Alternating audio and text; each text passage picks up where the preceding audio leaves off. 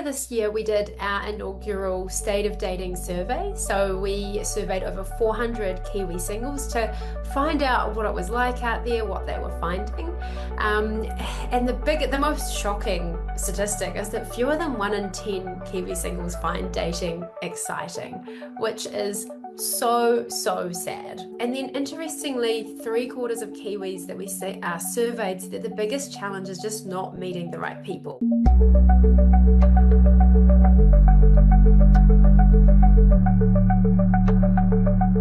Dating apps may be frustrating, disappointing, and time wasters, but for many New Zealand singles, they are the only game in town. Because if you go off the apps, you're never going to meet anyone. But here's something you might not have considered. What if somebody else could take all of that off your plate?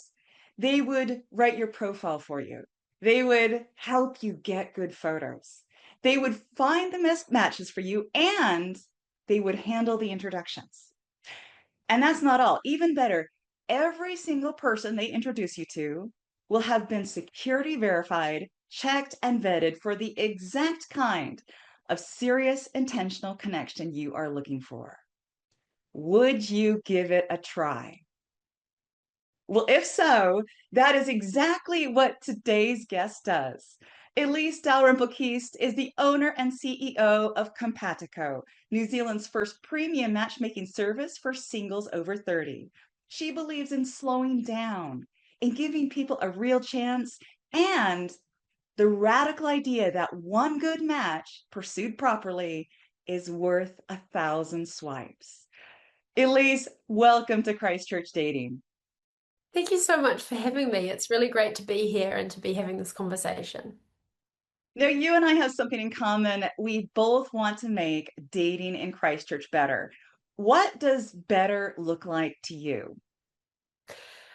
Well, Amy, what I see a lot in my work is that the dating apps have taught us really bad habits. First of all, we've actually lost the ability on how to approach people in public, and we tend to hide behind our phones a lot more.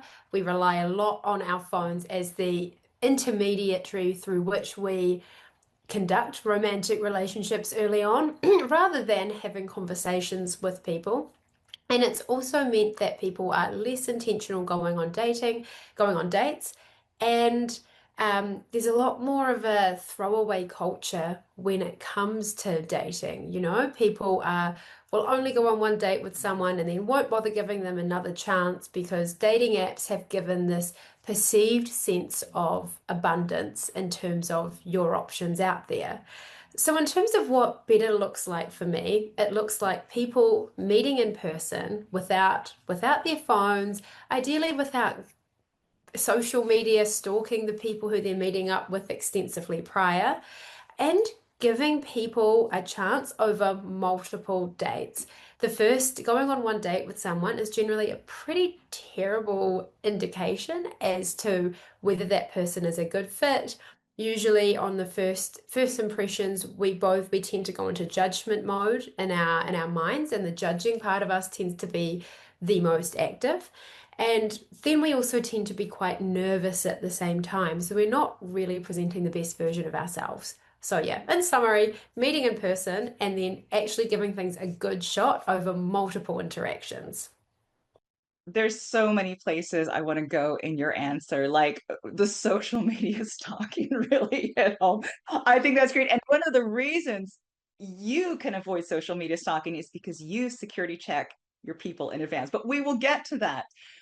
So, one of the things that I really like about what you said is that you went through a lot of the pain points people have with online dating.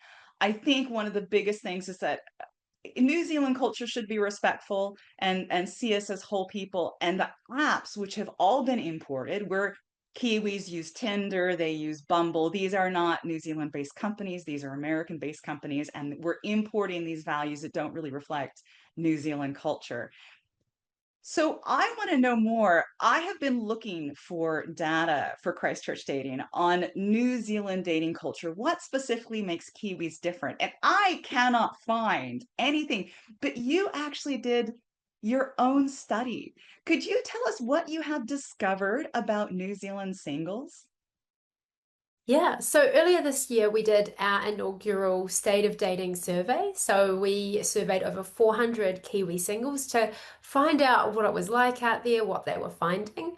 Um, and the most shocking statistic is that fewer than 1 in 10 Kiwi singles find dating exciting, which is so sad. Like some other really interesting things that popped up is that nearly half of men who respondents, so 49%, ranked physical attraction as one of their top values, compared to just a quarter of women, whereas women were much more likely to rank emotional availability among their top tier. And then, interestingly, 3/4 of Kiwis that we say are surveyed said that the biggest challenge is just not meeting the right people, whether that's attraction, emotional availability, or compatibility in general. The thing that I would caveat off that is off the back of what I said about dating apps teaching us bad habits is I think sometimes we might be meeting the right people, but we're not giving them the chance to find out because we go on one date, they don't blow us away completely, they don't sweep us off our feet. And so we think, I'll just go back to the apps and find the next person to go on a date with. And so therefore these people might actually be meeting each other, but they're not giving it a chance to progress. The other really interesting finding was about money. So, over half of respondents said they would prefer a partner to be in a similar financial position, and 13% said that they would not consider dating someone who had significantly less money or effort or assets. So, 1 in 8 singles calling financial incompatibility a complete deal breaker. Now, I completely understand that because recently I attended a Gen X speed dating event. And what really struck me about the singles at that event is that they were looking for singles at that stage in life. Specifically, they were looking ahead to retirement and wanting a partner that could be their adventure buddy, that would have the freedom to go off and travel. And if you have a partner who is at a different life stage or in a different income bracket, your options for having the lifestyle you want together are minimized. So I definitely don't want anyone to assume that fact has anything to do with people being money hungry. It simply has to do in many cases with lifestyle compatibility. Totally, totally. And like financial compatibility, like, what the stat doesn't say is about people being rich. Like it's more about the majority of people see that it's about in a similar financial position to them as their ideal. And so whatever that looks like for you, it's someone who's kind of in a similar position. And you're exactly right. The most common thing is usually, especially if people are kind of 40 or 50 plus, they're sort of thinking, I want to be able to travel more. If they've had kids, their kids are more independent and they do want to go out or be able to go to a nice restaurant or be able to go to a concert and it's not a big issue. So that's one aspect of it. And then the other aspect is for people who are quite financially successful. They've got all these assets, and so they just want to know that someone is with them for the right reasons rather than with them because of what they own or how much they're worth. Yes, and that is so important. So I want to go back to this idea. So your organization is a matchmaking organization. It's not speed dating and it's not an app. And I want to quickly look at one of the things that I think is really unique about what you do. With both speed dating and the apps, first impressions are everything. If somebody doesn't blow you away, chances that you're going to see them again is pretty minimal. Matchmaking is completely different. As you said, you want people to give someone at least a second chance because everybody's nervous on that first date. Could you tell me a little bit more about why you encourage your people to always have that second date? Because I will just say, in my work, I've got pushback on that. When I tell people, yeah, but the first date, everybody's nervous, they're like, no. They tell me, I know instantly whether there's chemistry or not. And if there's no chemistry, I'm not going to waste my time. Tell me your philosophy and why you don't think that's necessarily true. Oh God, so many reasons as part of that. The first thing on the chemistry point is that usually chemistry on like intense chemistry, like on the first date or the first encounter, is actually usually a sign of trauma bonding or some parts of you connecting that is not healthy. So you sort of say to people after a first date, you should just be able to look back and go, I had a nice time. Like, not an amazing time, not wow, my heart is pounding, just that was nice. And like that, perfect. That's the perfect sort of thing after the first date. You don't need to be like, this guy is the love of my life or this woman is the love of my life. Like, that is usually actually a really bad sign. And that intense chemistry at the start usually is going to mean it's going to be quite a turbulent, potentially toxic connection. And it is not the long-lasting relationship that you think it's going to be in that moment. And then the other thing is there are two sort of values coined by the Gottmans, who are these really very, very accomplished relationship researchers.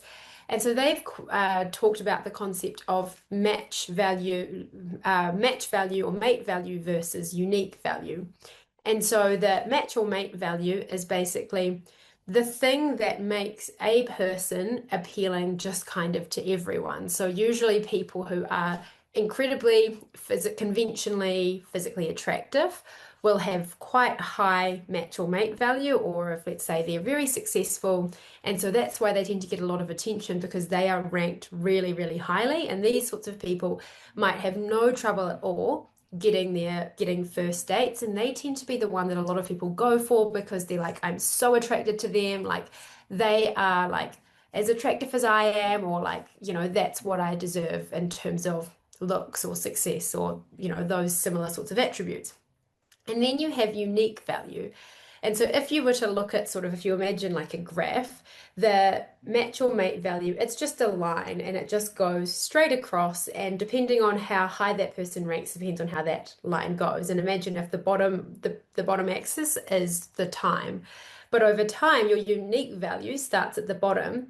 But the more time that you know a person, that unique value increases and eventually overtakes that match or mate value, the more chances that you give someone or the more that you get to know them, and find out what is unique about them that connects with what is unique about you. And obviously for some people, their unique value to you isn't romantic, and that's fine, but you are never going to find out if you go on the one date and then walk away because that person wasn't high enough on that match or mate value scale. And again, that usually that match or mate value is determined entirely by things that are not indicative of a long-term relationship. Physical attraction or success does not mean that you are going to have a really happy, good, healthy connection.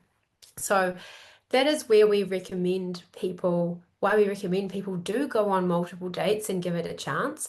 Also, when you go on multiple dates with someone, you learn more about yourself and what you are looking for as much as you are learning about them. So when you only give someone one date and that's it, you're depriving yourself of quite a valuable learning opportunity.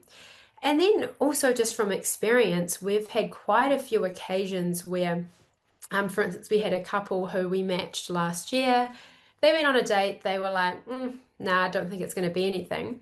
Then they bumped into each other 2 weeks later when they were both out with friends at a bar, really connected. And then now they've been together for almost a year.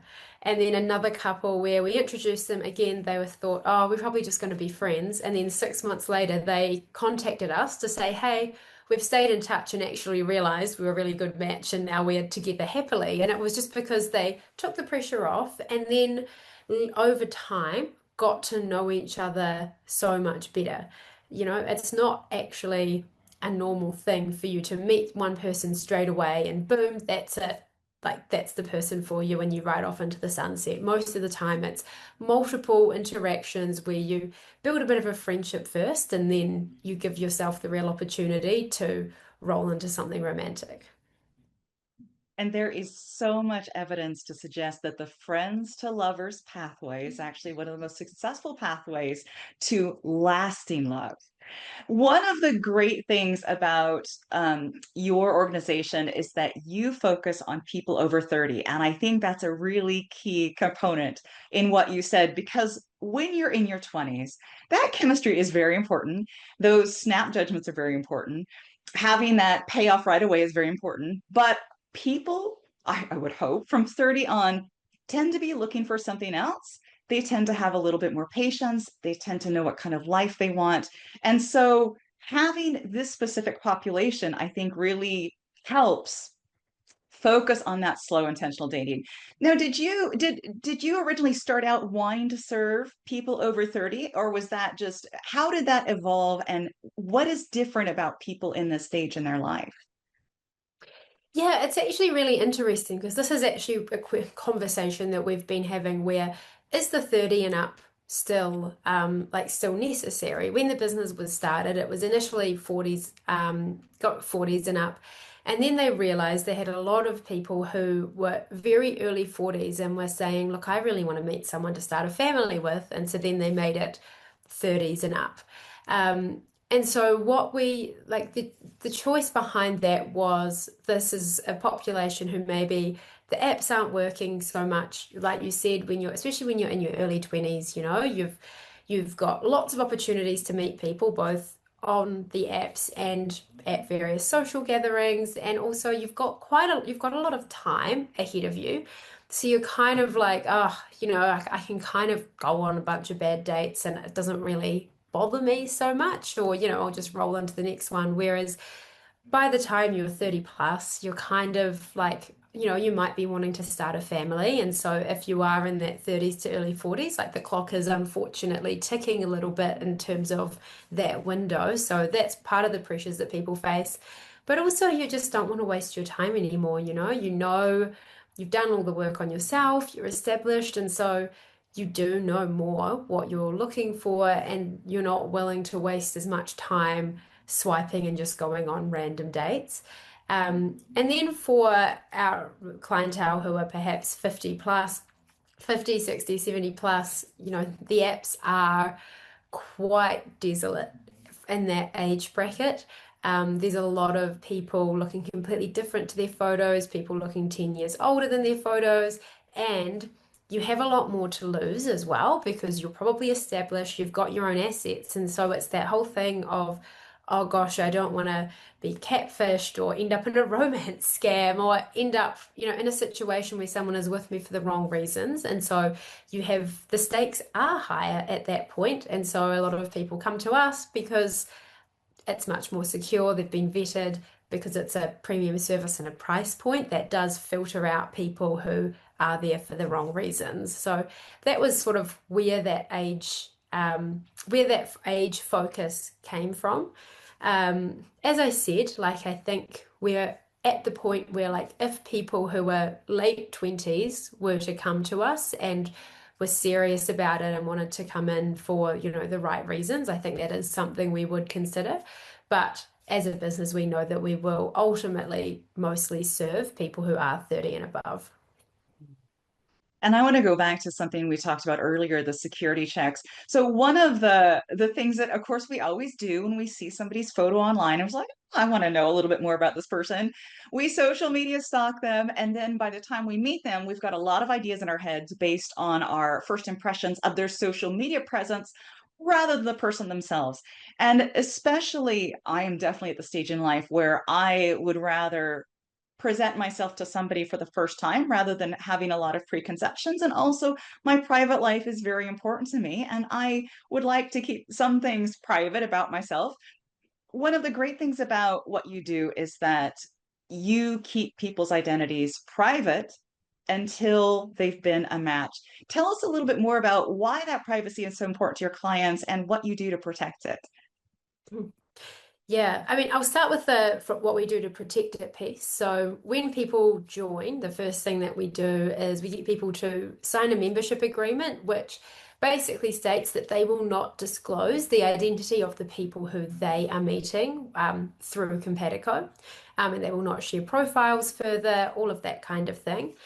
We also video call people, we do their ID checks, we do police checks so that we can verify, do they look like their photos? Are they as old as they say they are? Are they who they say they are? Is their background check all correct? And so we can be, as confident as it's possible to be that, look, this person is at least who they say they are, and there's no significant skeletons in the closet that we've known. Obviously, you can't, there's always things that you can never guarantee within that process, but it does mean that we do have a certain level of confidence that we are curating a community who are legitimate. In terms of the other things that we do on the privacy side, is that unlike a dating site or an app, you can't go on and see all these other profiles at one time. So the only way that you would see a profile or anyone would see your profile is if it is a direct one-to-one match.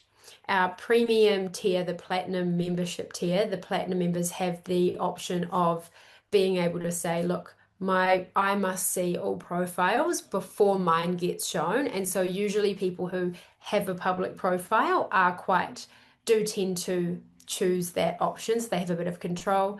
And it's not just people with a public profile, it's people who are medical professionals, lawyers, judges, basically people who they're like, I cannot have my profile seen by a patient or by someone I was representing or someone I was on the opposite side of the courtroom from. And so that's why people tend to choose it.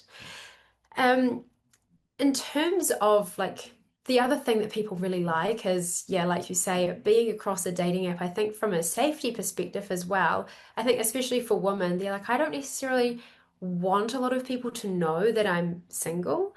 And so this is a nice way that they can have the opportunity to meet people without needing to advertise that they're single. And especially, if you're, you know, pretty well, most people who are 40 plus, if they're single, tend to live by themselves. And so I think for a lot of women, they're like, I don't need to advertise that fact online in a public forum. Absolutely. No, we are relying a lot on you to do those one-to-one matches since it is kept private until then. So that is where I want to go next. Dating apps are now claiming that if they collect enough information off us and if they use AI, that they can predict our perfect match. I want to know, what is your matching process? How do you decide two people might click? Yeah. So when we onboard people, we do ask quite an in-depth level of information and questions. So it's everything from your relationship background, your learnings from that relationship, if you've done any work on yourself in that time, through to your hobbies and your interests, and then we do a personality test to understand a little bit more about your communication style and your values. And then we get things like your age range preferences and your location preferences, and if you prefer someone from a certain religious background or not, or if you're an animal person. So we gather all these different touch points and parts of what makes up a person, and so we have that loaded into our system, and that helps us, like, helps provide suggestions on, like, these people have this crossover. But then we, as the matchmaking team, every week go through all of those and go through our database and is that a good match? Is it not? Because even though people might be, 90% match or 90% compatible, you actually know, but that person is like very sophisticated and they've got like this certain lifestyle that they like to lead, whereas this person is actually super laid back and they kind of just want to like be outdoors barefoot all the time, and whereas this person is very much like a high heels in the city all the time person. And so like you just know that those two people, even though they've got a lot in common, actually the way they want to live their lives is fundamentally very different, and they're not willing to compromise on that, for instance. So that's where someone who they've got lower crossover, but just something about their vibe makes us think, oh, they could actually have a really nice time. The thing with matchmaking is it's never a guaranteed art. So, people can look so perfect on paper, and then we've met them both and we think, yes, this is great. And they go on a date and they're like, that was horrible. And so you can never guarantee how things are going to run in person. And I think sometimes like we people do go into dates with really high expectations, or they go in with like a very high level of judgment. And so it's the best match in the world is not going to get past the wall that people put up within the first 10 seconds of meeting people. So we never know in short, but we have that process that we go by, and a lot of the time it works. And sometimes people go on a few dates and have a nice time, then decide that's not for them. Some people end up in relationships, and so we know that it works, but we also know that it doesn't work 100% of the time.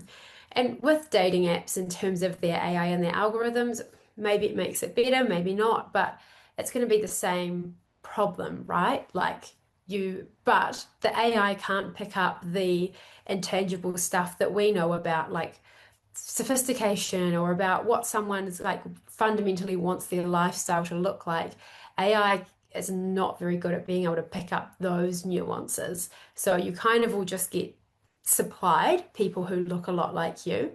The other thing that we will do as matchmakers is sometimes encourage people to think outside of the box in terms of their preferences. Like sometimes we have this type and we get really, really fixed on what our type is. And we are very happy to ignore the fact that our type has not worked for us to date. And so our job sometimes is to say, hey, why don't you try going on a date with this person? I know that they are not what you asked for, but I think they're a really great person and you should give them a shot.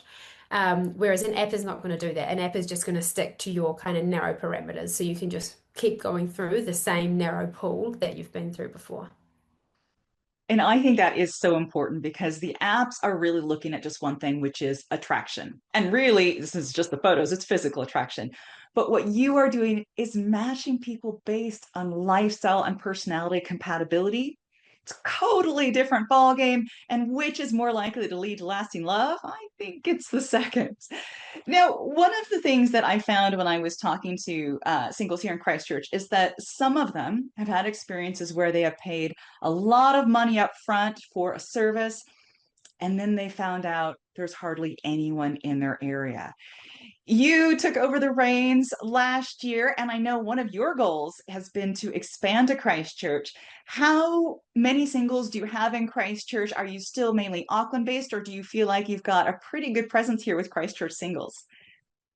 Yeah, so our membership does tend to reflect how the population itself is distributed. So it's no surprise that our largest membership is in Auckland, and then we've got hubs of people in Wellington and Christchurch, and then sort of another concentration in and around the Bay of Plenty area. Bay of Plenty, Waikato area is probably our next biggest band, and then your Central Otago. So yeah, that's sort of how our membership is scattered. In terms of Christchurch, look, it is growing. So we do have a base of members there, and we've just had a bunch of new members join in the past month from Christchurch, which is actually really exciting.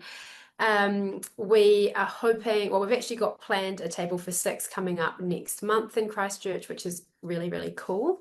And we're planning one of our hot and single events down there at the moment too. So we are very much recruiting Christchurch singles and expanding the brand down there. So I want to talk more about these members events because you have got all sorts of types of members events. You've got the table for six, you've got the hot and single. Tell us a little bit about those. Yeah, so we have like you said, member events and then community events which are open to members and non-members. So the majority of the events that we host are member only. And the reason for that is that we can curate the room based on the people that we know, but we also can give people the confidence that when they go to our member only events, everyone there has been police vetted by us. We know them, we know a bit about them, and so it's just another added layer of safety, which is really appealing to some people. We run a few different types of events for our members. So we do our table for six, which is we just send three men and three women out to dinner. And in Auckland, we can be quite tight on curation based on age and life stage. In areas where the membership is smaller, we're quite transparent with look, it might be quite a mix on the table, but we will only put you on a table if we think there's like one person, at least one person who we think it's worth your while meeting, and you should definitely give it a go. And those are often really fun. It's relaxed. It's dinner at a nice restaurant. Usually the tables are the last tables in the restaurant to leave because they have such a good time chatting. And we do get matches coming off of it, but then also people just come away and say, that was actually a really nice night that I wouldn't have had anyway, otherwise. So that's quite cool. Then we do our mixes, which is more of your classic speed dating, but we try and run it. We make the rounds are quite long so that you have more time to chat to people. We do some icebreakers, and then the matchmaking team is there. So it's a good opportunity for us to meet members in person and for members to meet us in person as well. And so we can make sure that everyone feels welcomed. We know everyone by name, and so we can also introduce people on the night as well. Then we have our events, which are member and non-member events, and so they are usually activity based. So we have our hot and single workout singles events. So we've done events at Les Mills. So we do a ceremony class or a cycle class for different age groups with mingling afterwards. We've got a tennis one coming up. And so, yeah, it's more of a social activity based way to mingle with other singles, and it's not curated. It's just, hey, here's something to do. You might meet a potential match. You might also just meet some really nice people and do something fun that you wouldn't otherwise be doing. Speaking of meeting, I just want to do one quick diversion before we close and talk about how you met the love of your life. Because as we were chatting earlier, it is such a New Zealand story and I absolutely love it. Would you just quickly tell us a little bit about how you found love yourself?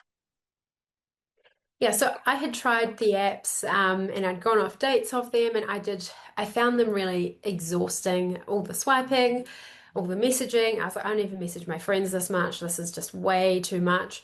But I also was filtering based on what I thought was super important in a match at the time. So I was very into the gym and into hiking and like this super like active sporty lifestyle. And I still am today, but like at that time I thought it's so important that someone is exactly the same as me in that respect.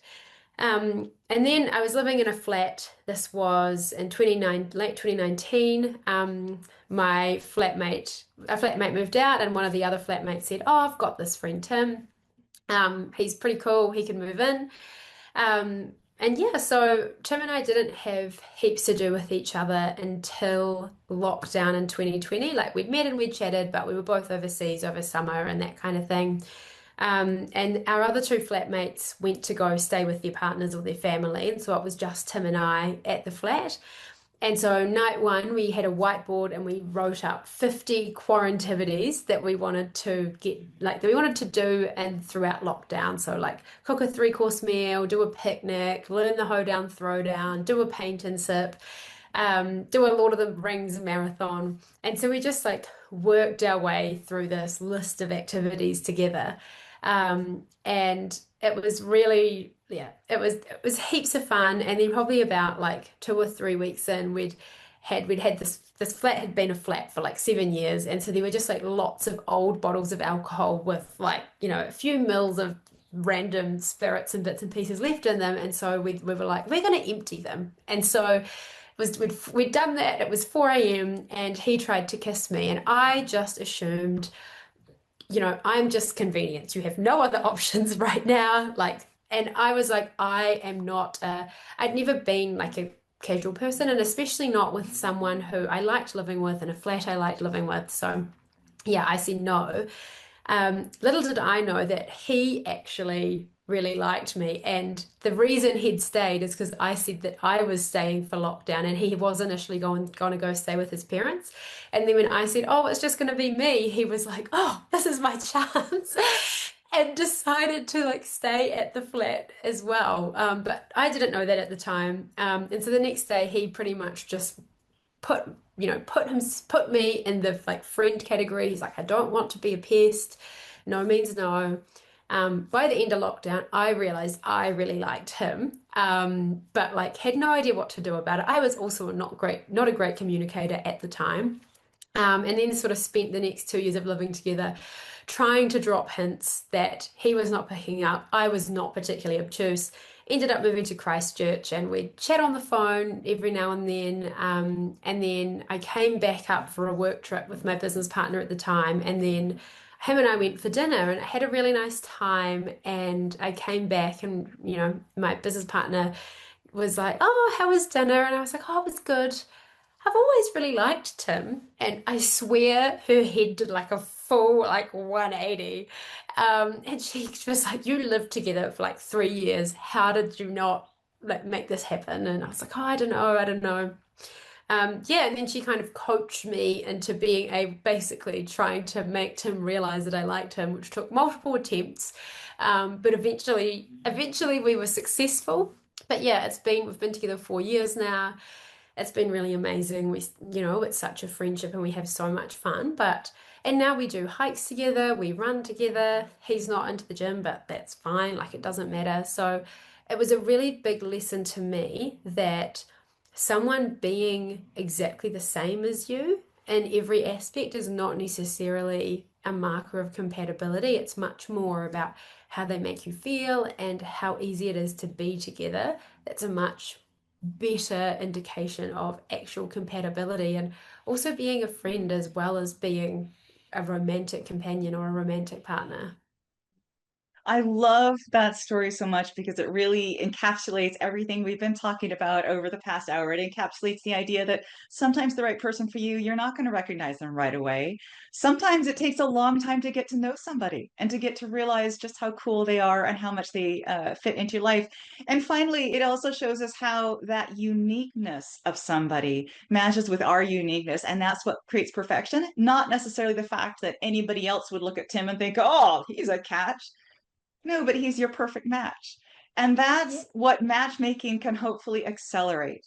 So if somebody has been watching this and thinking, wow, this sounds exactly what I need, but they're just on the edge and they're not sure, what would you say should be their next step? How can they get the information they need to decide yes to matchmaking?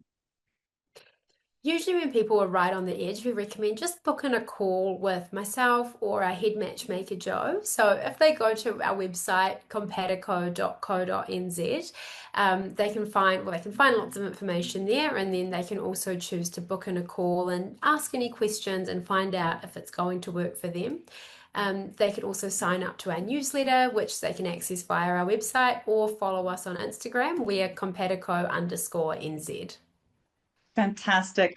Thank you so much for coming on to the show, Elise. I have learned so much and I love what you're doing. I hope you come to Christchurch, you get tons of Christchurch signups because I think this is what Christchurch needs. Totally, I agree. Look, thank you so much, Amy. It's been really, really great to be on the show, and really cool to talk about what is a super important topic.